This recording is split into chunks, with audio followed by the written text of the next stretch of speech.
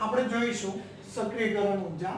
આગળ પણ મેં તમને વાત કરેલી છે કે સક્રિયકરણ ઉર્જા એટલે કોઈ પણ પ્રક્રિયામાંથી નિપજ બનવા માટે જરૂરી ન્યૂનતમ ઉર્જા. એટલે કે એનાથી વધારે હોય તો ચાલે, પણ એનાથી ઓછી ઉર્જા હશે તો એ પ્રક્રિયામાંથી નિપજ બનતી નથી. ઉદાહરણ, માનો કે આમાંથી આ બનવું હોય તો એની સક્રિયકરણ ઉર્જા હોય. સક્રિયકરણ ઉર્જા જો એની ઉર્જા કરતા, માનો કે આની સક્રિયકરણ ઉર્જા 200 જૂલ જોઈએ, સમજી લો. તો આમના જોડે જો 150 જૂલ ઉર્જા હશે તો આ પ્રક્રિયામાંથી નિપજ બનતી નથી, જેને આપણે શું કહીશું? સક્રિયકરણ ઉર્જા. એટલે એક આ વસ્તુ છે, સમજો. સક્રિયકરણ ઉર્જાને બીજી રીતે અહીંયા સમજાવેલું છે. જો અહીંયા આ વસ્તુ છે S2 + I2 gives HI. અહીંયા નજીક આવશે એટલે અહીંયા મધ્યસ્થ સંકીર્ણ બનશે. પણ મધ્યસ્થ સંકીર્ણ બનવા માટે પણ શું જોઈએ? ઉર્જા જોઈએ કે ના જોઈએ? જો આમના જોડે સક્રિયકરણ ઉર્જા 150 હશે તો નજીક આવવાનો પ્રયત્ન કરશે ખરા, પણ મધ્યસ્થ સંકીર્ણ બનશે નહીં. અને મધ્યસ્થ સંકીર્ણ ના બને તો નિપજ પણ નથી બનવાની. એટલે કે મધ્યસ્થ સંકીર્ણ બનવા માટે જે જરૂરી ઉર્જા છે એને પણ સક્રિયકરણ ઉર્જા કહેવાય. ફરી વાક્ય રચના ધ્યાન રાખજો. સક્રિયકરણ ઉર્જા એટલે મધ્યસ્થ સંકીર્ણ બનવા માટે અથવા રચના કરવા માટે જરૂરી ઉર્જાને સક્રિયકરણ ઉર્જા કહે છે. માનો કે આની 200 જૂલ છે, આના જોડે 150 જૂલ હશે તો આમાંથી મધ્યસ્થ સંકીર્ણ બનવાનો નથી, અને મધ્યસ્થ સંકીર્ણ બનશે નહીં તો નિપજ બનશે નહીં. પણ આમની ઉર્જા જો 250 જૂલ હોત તો પણ સંકીર્ણ બનવા માટે તો 200 જ જરૂરી છે.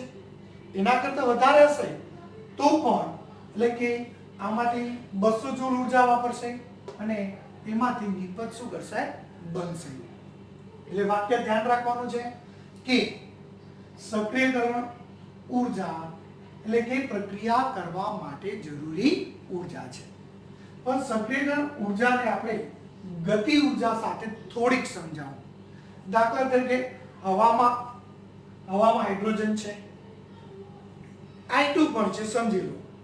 બંને પ્રક્રિયા કરે છે, પણ હવામાં જે H2 છે, I2 છે એ આમ ગતિ કરતા હોય. જો અને જે ગતિ કરતા હોય અને એ ગતિના કારણે એની અંદર ઉર્જા હોય. વાયુમાં અણુઓની ગતિને કારણે જે ઉર્જા છે એને ગતિ ઉર્જા કહેવાય. જો હવે વાક્ય રચનાને સમજવાનું છે. હવે જો આ વાયુને ગરમ કરો તો શું થાય? ગરમ કરો તો શું થશે? અણુઓની ગતિ વધશે કે નહીં? રૂમમાં તમે ઠંડુ પાણી હોય અને એ પાણીને જ્યારે તમે ગરમ કરતા હશો તો તમે જોયેલું હશે કે પાણીના અણુઓનું અંદર ગતિ વધશે. જોજો તમે. અને એ જે ગતિ વધે છે એને ગતિ ઉર્જા કહેવાય. એમ હવામાં રહેલા કણોમાં પણ શું હોય? ગતિ ઉર્જા હોય. તાપમાન વધશે તો શું થશે? ગતિ ઉર્જા વધશે. ગતિ ઉર્જા વધશે મતલબ પ્રક્રિયકોની ઉર્જા વધશે. અને આની ગતિ ઉર્જા એના સક્રિયકરણ ઉર્જા જેટલી કે વધારે હશે. ફરી વાક્ય રચના. ગતિ ઉર્જાની સક્રિયકરણ ઉર્જા સાથે હવે સરખાવું છું. સક્રિયકરણ ઉર્જા એટલે 200 જૂલ. 200 જૂલ હોય આમના જોડે તો જ નિપજ બનશે. પણ માનો કે આના જોડે આ 150 એ ઉર્જા જે છે શું એના જોડે? તો એની ગતિ ઉર્જા છે. ધ્યાન રાખજો. H2 અને અણુઓ જોડે કોઈ પ્રત્યેક લીધા, H2 અને I2, એમાંથી આપણે 2HI બનાવ્યું. તો પ્રક્રિયક જોડે જે ઊર્જા છે એ ઊર્જા કયા સ્વરૂપે છે? તો ગતિ ઊર્જા સ્વરૂપે છે. સમજી લેજો. પણ ગતિ ઊર્જા અહીંયા માનો કે 150 છે. કેટલી છે આપણા જોડે? 150. પ્રક્રિયા કરવા માટે જોઈએ છે કેટલી? 200. જુઓ, એનો અર્થ થયો કે આમાંથી નિપજ બનવાની નથી. હવે આપણે જોયું છે, યાદ કરો કે હવે તાપમાન વધારશો તો શું થશે? અણુઓની ગતિ વધશે. અણુઓની ગતિ વધશે તો એની ગતિ ઊર્જા વધશે. તો 150 ની જગ્યાએ કેટલો થશે? 180. હજુ વધારે ગરમ કરશો તો 200 થશે. જો 200 થશે તો એ તાપમાને એ પ્રક્રિયકમાંથી નિપજ બનશે જ. ખ્યાલ આવી ગયો? તો ગતિ ઊર્જા એ પ્રક્રિયકો જોડે રહેલી ઊર્જા છે, જેને સ્થિતિ ઊર્જા પણ કહેવાય. યાદ કરો, યાંત્રિક ઊર્જા ફિઝિક્સમાં પણ આવશે. તો પ્રક્રિયકો જોડે જે ઊર્જા છે એ બે સ્વરૂપે હોય, ગતિ ઊર્જા સ્વરૂપે હોય અને સ્થિતિ ઊર્જા સ્વરૂપે હોય. પણ જ્યારે પ્રક્રિયા કરાવતા હોય ત્યારે સ્થિતિ ઊર્જાનું બહુ મહત્વ હોતું નથી. આપણે કે એને નીચે ગતિ કરાવવાનું નથી હોતું. બરોબર? એટલે થોડુંક ધ્યાન રાખજો. ફરીથી, તો જેના જોડે આ શું છે? આ શું કહેવાય? 200 એની સક્રિયકરણ ઊર્જા કહેવાય. શું કહેવાય? સક્રિયકરણ ઊર્જા. પ્રક્રિયકો જોડે જે ઊર્જા છે એને આપણે શું કહીશું? ગતિ ઊર્જા. પણ આ ગતિ ઊર્જા સક્રિયકરણ ઊર્જા જેટલી કે એનાથી વધુ હોવી જોઈએ. જો વધારે ગરમ કરશો તો 210 થશે ગતિ ઊર્જા. તો 210 વાળા કોણ પ્રક્રિયકમાંથી શું બનાવશે? નિપજ બનાવશે. માત્ર આટલું જ. તો 200 કરતા જે પ્રક્રિયાની સક્રિયકરણ ઊર્જા છે એના કરતા વધુ હોવી જોઈએ. અહીંયા જોઈએ એટલે આપણને સમજાશે. S2 અને I2 લીધું, એમની સ્થિતિ ઊર્જા અહીંયા આટલી જ હતી, પણ હવે એને પ્રક્રિયા કરવી હોય તો એની સ્થિતિ ઊર્જામાં શું કરવું પડે? વધારો કરવો પડે. અને એને એમની ઊર્જા ક્યાં સુધી લઈ જવી પડે? સક્રિયકરણ ઊર્જા સુધી. સક્રિયકરણ ઊર્જાનો બીજો અર્થ થાય એનો મધ્યસ્થ સંકીર્ણ બને એટલે સુધી લઈ જવી પડે. અને જેવું બનશે તરત જ એમાંથી શું બની જશે? નિપજ બનશે. જુઓ, ખ્યાલ આવી ગયો? તો આને ઊર્જા આપણે આગળ વાત કરી હતી. માનો કે આની 50 જોઈએ, આની 30 છે, તો આ તફાવત કેટલો આવ્યો? 20. તો 20 જૂલ ઊર્જા તમે બહારથી આપવી પડે. હવે આની 15 જૂલ છે, સમજી લેજો. તો 50 તો થઈ ગઈ. હવે 50 માંથી 15 કરવાની છે. જુઓ, તમે 20 બહારથી આપી તો અહીંયા કેટલી મુક્ત કરશે? તો 50 હતી, 15 રાખવાની છે, તો 35 જૂલ ઊર્જા શું કરશે? મુક્ત કરશે. તો બહારથી કેટલી આપી? 20. મુક્ત થઈ કેટલી? 35. તો હકીકતમાં કેટલી ઊર્જા મુક્ત કરી એને વધારાની? તો 15 જૂલ ઉષ્મા ઊર્જા મુક્ત કરશે. તમને એવું યાદ ના રહે તો ડેલ્ટા H કેટલો આવશે? કેટલી ઊર્જા મુક્ત કરશે? તો અહીંથી પણ જોઈ શકો છો. કેટલી ઊર્જા લીધી હતી? કેટલી? પ્રક્રિયકમાં 30. નિપજમાં કેટલી છે? 15. હતી 30, નિપજમાં થઈ કેટલી? 15. તો 30 માંથી 15 થઈનો મતલબ શું થયો? ઘટાડો થયો. કેટલો ઘટાડો થયો? તો 15 જૂલ ઉષ્મા ઊર્જા જેટલો શું થયો? ઘટાડો થયો. તો ફરી એકવાર અહીંયા પેજ નંબર 20 પર વાંચવાનું, સમજવાનું છે. એવું કહે છે EA કરતા, EA મતલબ સક્રિયકરણ ઊર્જા કરતા વધારે ગતિ ઊર્જા ધરાવતા, વધુ ગતિ ઊર્જા ધરાવતા પ્રક્રિયકો સંઘાત મતલબ શું? બકા બધાને? સંઘાતનો મતલબ શું? અથડામણ પામશે, મધ્યસ્થ સંકીર્ણ બનાવશે, એટલે કે સંઘાત પામીને શું કરશે? નિપજ બનાવશે. જેની પ્રક્રિયકોની સક્રિયકરણ ઉર્જા કરતા વધુ ગતિ ઉર્જા ધરાવતા પ્રક્રિયકો સંઘાત પામીને નિપજ બનાવશે. એના કરતા ઓછી હશે તો સંઘાત પામશે ખરા પણ નિપજ બનાવતા નથી. એ કરતા ઓછી ગતિ ઉર્જા ધરાવતા અણુઓ સંઘાતથી નિપજ બનાવતા નથી. તમે વાંચશો તમને સમજાશે. જો આ ચેપ્ટરમાં થોડુંક અઘરું છે, થોડુંક સમજવું પણ ધ્યાનમાં લેવું પડે એવું છે. તમે 2 થી 3 વાર વિડીયો જોશો ત્યારે સમજાશે. તો પણ કેટલીક બાબતો એવી છે કે જે તમારે ડાયરેક્ટ યાદ કરવી પડશે. એમાં જો વધારે ઊંડા તમે ઉતરવાનો પ્રયત્ન કરશો પ્રશ્નમાં તો વધારે ગૂંચવાડા ભર્યા મગજમાં પ્રશ્નો ઊભા થશે. એટલે કેટલાક પ્રશ્નોને તમારે સીધા સમજીને યાદ કરી લેવાના. એને વધારે ટ્વિસ્ટ કરીને મગજમાં પ્રશ્ન ઊભા ના કરતા, નહીં તો બીજા ઘણા પ્રશ્નો તમારા મગજમાં ઊભા થશે.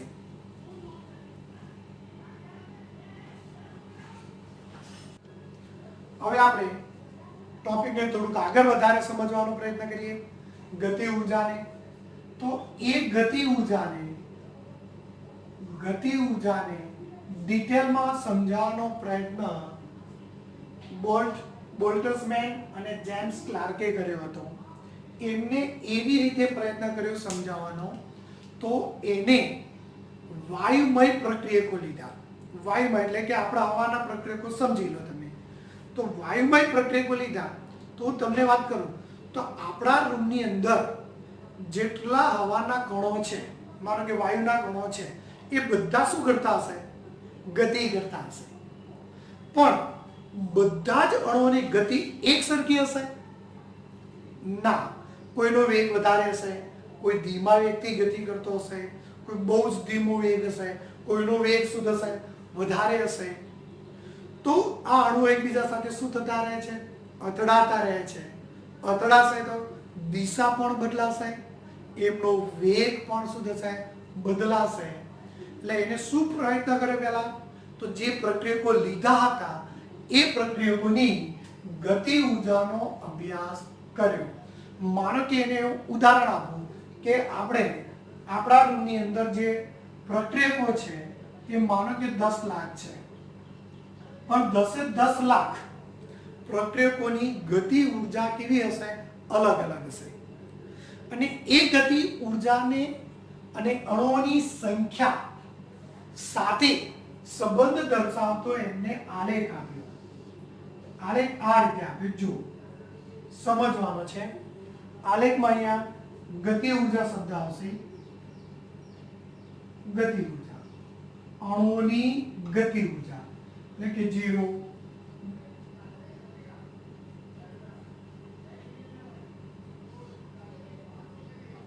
10. અહીં આપણે મોલ અંશ આવશે. મોલ અંશ એટલે કે અહીંયા આપણે એને શબ્દ લખેલો છે મોલ અંશ, અણુઓનો અંશ મતલબ Na upon Nt. પહેલા આને સમજવાનો પ્રયત્ન કરીએ. Na upon Nt એટલે શું? Na upon Nt વાક્યને સમજવાના છે. કોઈ પણ મોલ અંશ માટે આપણે શું હોય? ઘટકના મોલ ભાગ્યા કુલ મોલ. તો અહીંયા પણ એ જ વસ્તુ તમારે જોવાનું છે. તો નીચે શું આવશે? તો આપણે કેટલા પ્રક્રિયક લીધા હતા? 10 લાખ. એટલે મતલબ વાયુમાં રહેલા પ્રક્રિયકો સો અણુઓની કુલ સંખ્યા, અણુઓની કુલ સંખ્યા ખ્યાલ આવી ગયો? Ne એટલે ઊર્જા છે, ગતિ ઉર્જા, કે જેની ગતિ ઉર્જા E હોય, જેની કારણ કે હવા અહીંયા જે પ્રક્રિયકો લીધા બધાની ગતિ ઉર્જા અલગ અલગ છે, સમજી લેજો. અને ગતિ ઉર્જા અલગ અલગ હોય, ગતિ ઉર્જા અલગ અલગ હોય તો એમના મોલ અંશ પણ અલગ અલગ શોધવાના છે. માનો કે અહીંયા સમજાવો કે જેની ગતિ ઉર્જા 2 હોય એમના અણુઓ જુદા હશે, જેની 4 હોય એમના અણુઓ જુદા હશે, 6 હોય એમના અણુઓ જુદા હશે. તો એનો ગુણોત્તર છે જો E એટલે E ગતિ ઉર્જા ધરાવતા અણુઓની સંખ્યા. ખ્યાલ આવી ગયો? તો અહીંયા આપણે મોલ અંશની વાત કરવાની છે. અને મોલ અંશ વધુમાં વધુ આપણે ખબર છે કે 0.1 સુધી હોય. આ 1 સુધી હોય. મોલ અંશ 0 થી 1 હોય. 0.2, 0.4, 0.6, 0.8 આ રીતે સમજી લેજો. એ જ રીતે આપણે ઉપર આપેલા હશે પણ અહીંયા મોલ અંશ કેટલા આપ્યા હોય એ આપણે જોવાનું નથી, કારણ કે પ્રયોગ કરવાનો છે, એમાં દરેક જગ્યાએ અલગ અલગ આવશે. તો એની વાત કરીએ તો એનો આલેખ આ રીતે મળે. જુઓ આ રીતે આ T1 તાપમાને તો આલેખ. હા, કયા તાપમાને? T1 તાપમાને છે. તાપમાન ફિક્સ રાખી, બદલ્યું નથી. તો આલેખ પરથી તમે અહીંયા જોઈ શકો. જો અહીંયા આ મહત્તમ છે. જો આમ દોરવાનું અહીંયા જો માનો કે 0.1, 0.2, 0.3, 0.4 છે. જો આ રીતે સમજી શકાય. તો અહીંયા જો કે જેમની ગતિ ઉર્જા, અહીંયા જો આ જેની ગતિ ઉર્જા, અહીંયા થોડુંક સમજવા માટે અહીંયા 6 લખું છું કે જેમની ગતિ ઉર્જા 6 હોય એમના મોલ અંશ વધારે છે. જો નેક્સ્ટ આનો અર્થ શું થયો કે આપણે જે પ્રક્રિયક વાયુમય અણુઓ લીધા હતા 10 લાખ, એમાંથી એવું કહે છે કે મોટા ભાગના અણુઓની ગતિ ઉર્જા કેટલી હશે? 6 હશે. જો એવું કહે છે કે 70% કે 60%, આ તો આશરે આપ્યું છે અને તો લગભગ 7 સુધી આવે. એ રાખો. ચલો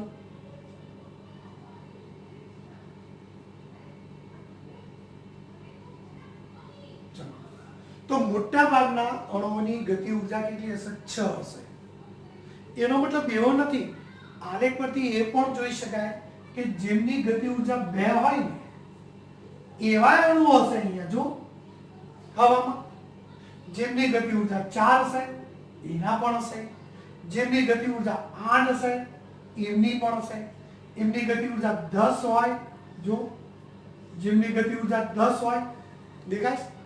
પણ અહીંયા જો જેની ગતિ ઉર્જા ઓછી હોય એમના અણુની સંખ્યા પણ ઓછી હશે, જેમની ગતિ ઉર્જા વધારે હોય, જો 10 હોય એવા પણ કેટલા છે? જો દેખાય, ઓછા હશે.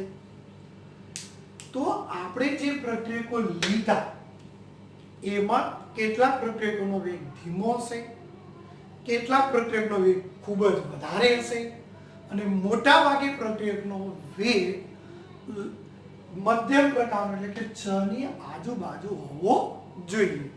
આ ફિક્સ નથી, ખાલી સમજાવવા માંગુ છું.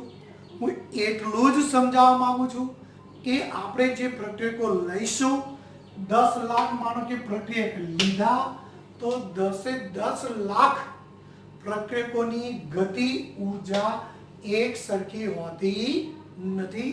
કેટલાકની ધીમી પણ હોય છે. તો ધીમી વાળા અણુઓની સંખ્યા ઓછી હશે, વધુ ગતિ ઉર્જા ધરાવતા અણુઓની સંખ્યા પણ ઓછી હશે, મધ્યમ ગતિ ઉર્જા ધરાવતા અણુઓની સંખ્યા વધારે હશે. માનો કે તમે પ્રક્રિયક લીધા હતા A અને B, એમાંથી બને છે નિપજ. ચલો A પ્રક્રિયક લીધા, A માંથી B બને છે, સમજી લો. હવે A માંથી B બનવા માટે એમના જોડે શું જોઈએ? સક્રિયકરણ ઉર્જા જોઈએ. માનો કે આની સક્રિયકરણ ઉર્જા 10 જૂલ જોઈએ છે. કેટલી? 10 જૂલ. 10 જૂલનો મતલબ શું થાય કે એમની ગતિ ઊર્જા 10 હોવી જોઈએ. પણ અહીંયા પ્રયોગમાં જુઓ તમે, પ્રયોગની અંદર જુઓ કે જેની ગતિ ઊર્જા 10 કે તેથી વધારે હોય, જુઓ 10 કે તેથી વધારે હોય એવા અણુઓ કેટલા છે? બહુ જ ઓછા છે. જો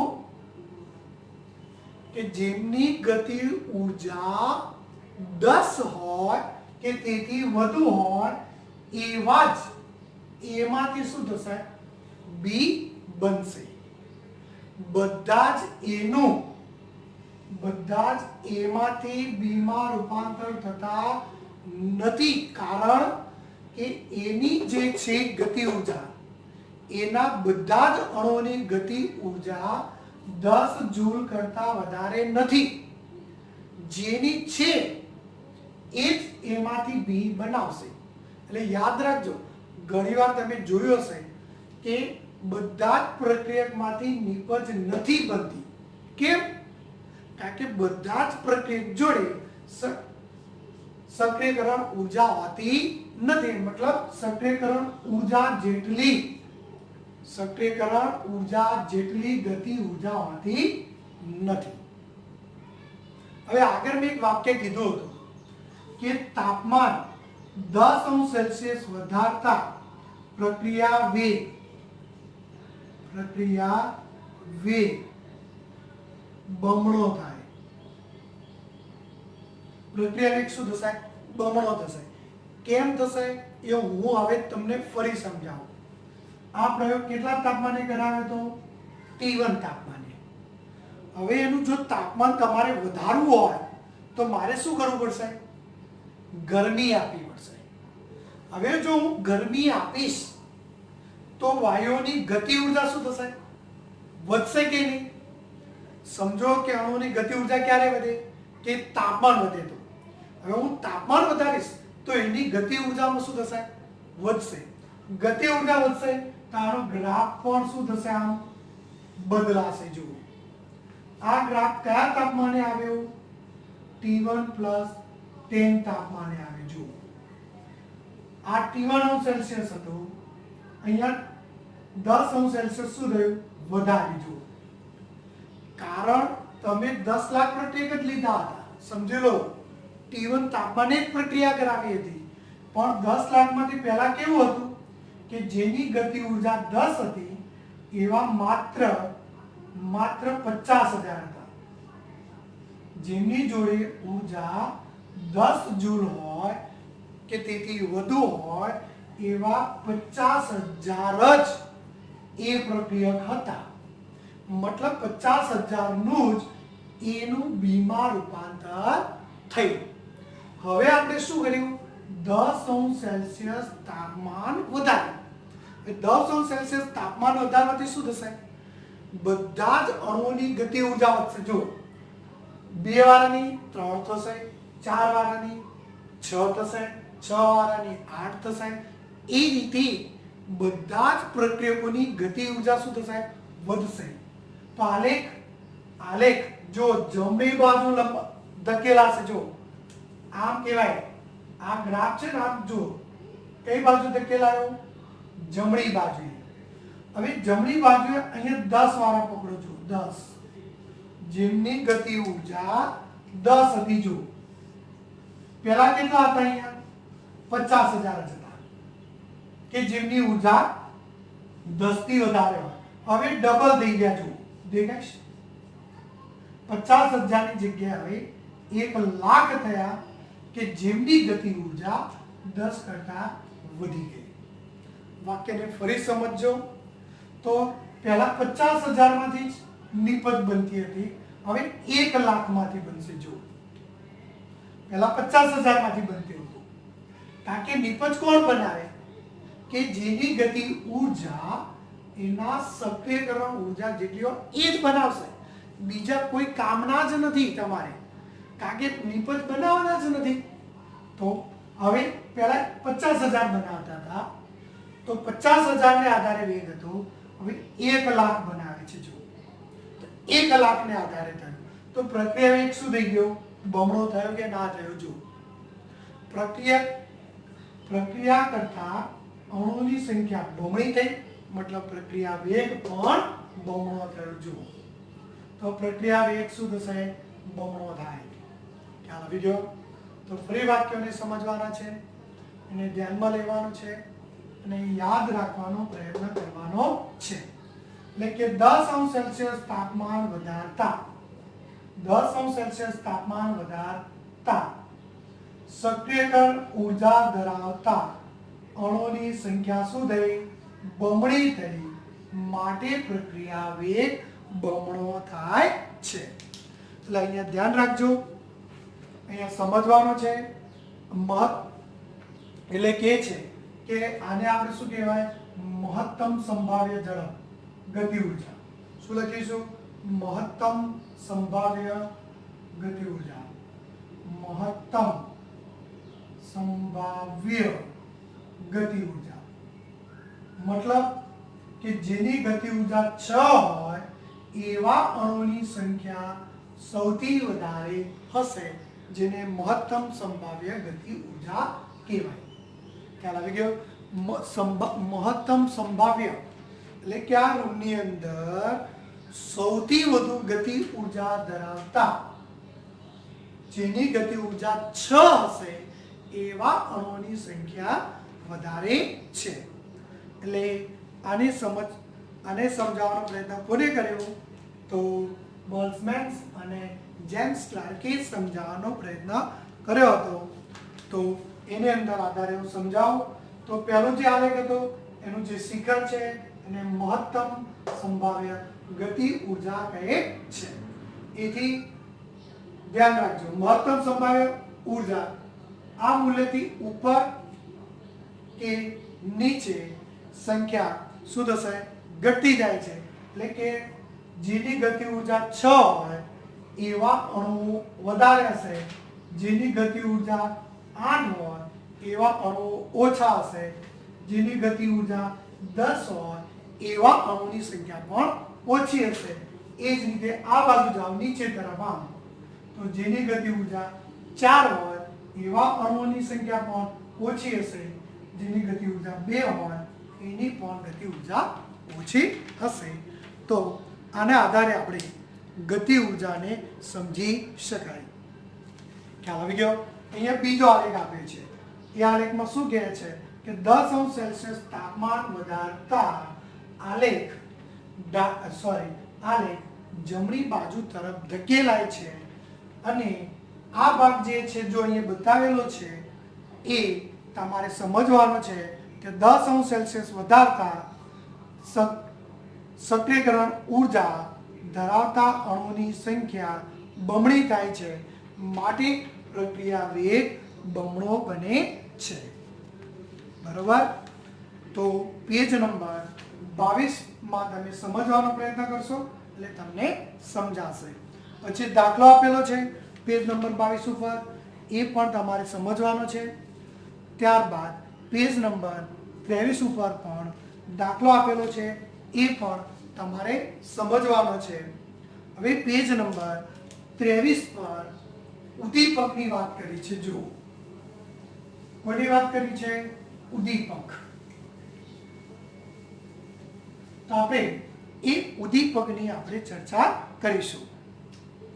આગળ પણ વાત કરી હતી ખાલી ઉદ્દીપક. ઉદ્દીપક શું કરે છે તો એની વાત કરી કે ઉદ્દીપક એવો પદાર્થ છે જે રાસાયણિક પ્રક્રિયામાં ઉદ્દીપક એવો પદાર્થ છે કે પોતાની રાસાયણિક પ્રક્રિયામાં ફેરફાર કર્યા વગર પ્રક્રિયા વેગમાં શું કરે છે? વધારો કરે છે. તો જે પદાર્થ પ્રક્રિયા વેગમાં વધારો કરે એને ઉદ્દીપક કહેવાય. પણ એક કાર્ય કરતી વખતે ઉદ્દીપક વપરાવવો જોઈએ નહીં. એટલે એને શબ્દ લખેલો છે કે ઉદ્દીપક એવો પદાર્થ છે કે જે પોતાની રાસાયણિક ફેરફાર કર્યા સિવાય, ઉદ્દીપક એવો પદાર્થ છે કે પોતાની રાસાયણિક ફેરફાર કર્યા સિવાય પ્રક્રિયા વેગમાં શું કરે છે? વધારો કરે છે. દાખલા તરીકે અંદર આપેલું છે 2KClO3 નું વિઘટન કરવું છે આપણે શામાં KCl + O2. એનું ઉદાહરણ સમજીએ. અહીંયા ઉદ્દીપક તરીકે આપણને લીધેલું છે MnO2 મેંગેનીઝ ઓક્સાઇડ. હવે કહે છે કે KClO3 નું એમનું વિઘટન કરશો તો વધારે સમય લાગશે, પણ MnO2 મેંગેનીઝ ડાયોક્સાઇડ ઉદ્દીપકની હાજરીમાં કરશો તો પ્રક્રિયા વેગ ઝડપી બનશે. પ્રક્રિયા વેગ કેવો બનશે? ઝડપી. એ આપણે જોઈએ અંદર, એટલે થોડું વધારે ખ્યાલ આવશે. પેજ જોવાનું છે, ચોઈસ ઉપર. તો ધ્યાન રાખજો, ઉદ્દીપક શું કરશે ભાઈ? ઉદ્દીપક શું કાર્ય કરે?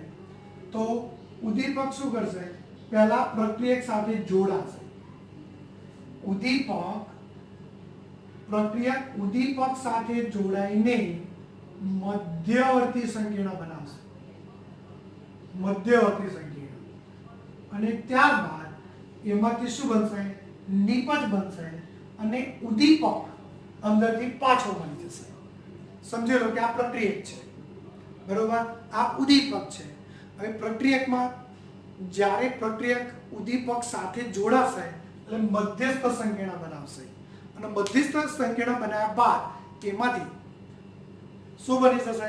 પ્રક્રિયકમાંથી નિપજ બનશે અને આપણો ઉદ્દીપક જેવો હતો એવો અંતે શું થશે? પાછો મળશે. પણ આગળ પણ મેં વાત કરી, ઉદ્દીપકના કારણે પ્રક્રિયા વેગ કેમ વધે છે? કે ઉદ્દીપક શું કાર્ય કરે છે? તો કોઈ પણ પ્રક્રિયા કરવા માટે શું જોઈએ? સક્રિયકરણ ઊર્જા જોઈએ. એ સક્રિયકરણ ઊર્જામાં શું કરે છે? ઘટાડો કરે છે. અને એ ઘટાડાના કારણે પ્રક્રિયા વેગમાં શું થાય છે? વધારો થાય છે. એને આપણે ગ્રાફ વડે જોઈએ તો વધારે સમજાય. તો અહીંયા આપણને પ્રક્રિયકના અંશ આપેલા છે, અહીંયા સ્થિતિ ઊર્જા આપેલી છે. જો એક આ પ્રક્રિયક છે, આ પ્રક્રિયકમાંથી શું બનવું છે? નિપજ. આ ગ્રાફ અહીંથી આમ ગયો જો, પણ એટલે અહીંયા આવી એની સક્રિયકરણ ઊર્જા છે. જો અહીંયા પ્રક્રિયક જોડે આટલી ઊર્જા આવશે તો જ નિપજ શું કરશે? બનાવશે. પણ અહીંયા ઉદ્દીપકની ગેરહાજરીનો આલેખ છે. હવે જો ઉદ્દીપક લેશો તો એનો ગ્રાફ આ રીતે આવશે. જો આ રીતે જો, તો અહીંયા માનો કે ગ્રાફ પ્રમાણે જાઓ તો 300 જોઈતી હતી, અહીંયા ગ્રાફ પ્રમાણે જાઓ તો 150 જૂલ જોઈએ છે. તો અહીંયા સક્રિયકરણ ઊર્જા શું થઈ કે 150 આવશે પ્રક્રિયક જોડે. પ્રક્રિયક જોડે 150 જૂલ આવશે તો પણ એ નિપજ બનાવશે. પણ આ ક્યારે? ઉદ્દીપક હશે તો. જો ઉદ્દીપક ના હોય તો પ્રક્રિયક જોડે કેટલી ઊર્જા જોઈએ? 300 જૂલ હશે તો જ નિપજ બનાવશે. એટલે ઉદ્દીપક શું કાર્ય કરે છે? તો પ્રક્રિયકની સક્રિયકરણ ઊર્જા શું કરે છે? ઘટાડે છે. માટે પ્રક્રિયા વેગ શું થાય છે? વધે છે. અંદર મુદ્દા આપેલા છે, એની હું થોડી કેટલીક બાબતો વાત કરું એટલે તમને સમજાશે. ઉદ્દીપક પ્રક્રિયા થવા માટે જરૂરી સક્રિયકરણ ઊર્જા શું કરે છે? ઘટાડે છે. અને પરંતુ યાદ રાખજો, ઉદ્દીપક માત્ર સક્રિયકરણ ઊર્જા ઘટાડે છે. જો અહીંયા હું સમજાવું, આની ઊર્જા હતી 10, આની ઊર્જા થઈ 6, હતી 10, 6 થઈ. કેટલો ઘટાડો થયો? તો 4 નો ઘટાડો થયો. એટલે કે 4 જૂલ ઊર્જા મુક્ત કરશે. તમે ઉદ્દીપક ના લો ને, ઉદ્દીપક જો ઉદ્દીપક ના લો તો પણ 4 મુક્ત કરશે. ઉદ્દીપક લેશો તો પણ 4 જ મુક્ત કરશે. યાદ રાખજો, ઉદ્દીપક માત્ર પ્રક્રિયા વેગ વધારે છે, પ્રક્રિયાને અંતે વધારે ઉર્જા કે ઓછી ઉર્જા મુક્ત કરાવતો નથી, ખાલી પ્રક્રિયા વેગ વધારે છે. એટલે બીજું વાક્ય એવું લખે છે કે ઉદ્દીપક ગિબ્સ મુક્ત ઉર્જા એટલે ડેલ્ટા જી આપણે આ લખ્યું ને 4 કાં તો શોષાતી ઉર્જા હોય કાં તો મુક્ત થતી ઉર્જા હોય, એ 4 માં કોઈ ફેરફાર કરતો નથી. ગિબ્સ મુક્ત ઉર્જા બદલાતી નથી. ત્રીજું, ઉદ્દીપક સંતુલન અચળાંક પણ બદલતો નથી. ઉદ્દીપક પુરોગામી પ્રક્રિયા પર જે અસર કરે છે એ જ પ્રતિગામી પ્રક્રિયા પર અસર કરે છે, માટે સંતુલન અચળાંક કે પર કોઈ ફેરફાર થતો નથી. સંતુલન અચળાંક કેવું રહે છે? અચળ રહે છે. ઉદ્દીપક વડે પ્રક્રિયક કે નિપજની સ્થિતિ ઉર્જામાં કોઈ ફેર પડતો નથી. તમે ઉદ્દીપક લેશો તો પ્રક્રિયકની સ્થિતિ ઉર્જા બદલાઈ જશે નહીં. માનો કે KClO3 નાખ્યું, એમાં MnO2 નાખશો તો આ કઈ આનો ઉર્જા વધી નથી જવાની. આનું તો કાર્ય શું છે કે આ 300 આપવાથી પ્રક્રિયા કરતો હતો, એની જગ્યાએ 150 જૂલ આપશો તો પણ પ્રક્રિયા કરશે. એટલે કે ઉદ્દીપકનું કાર્ય સક્રિયકરણ ઉર્જા ઘટાડવાનું છે, અને સક્રિયકરણ ઉર્જા ઘટવાથી પ્રક્રિયા વેગ વધે છે. સમજી લેજો, પ્રક્રિયા વેગ વધે છે, નિપજ વધારે મળતી નથી. નંબર 2, મુક્ત થતી ઉર્જા કે શોષાતી ગિબ્સ ઉર્જામાં કોઈ ફેરફાર થતો નથી. સંતુલન અચળાંકનું મૂલ્ય અચળ રહે છે, બદલાતું નથી. પ્રક્રિયક કે નિપજની સ્થિતિ ઉર્જાનું મૂલ્ય પણ બદલાતું નથી. આટલી વસ્તુ તમારે ધ્યાનમાં લેવાની છે.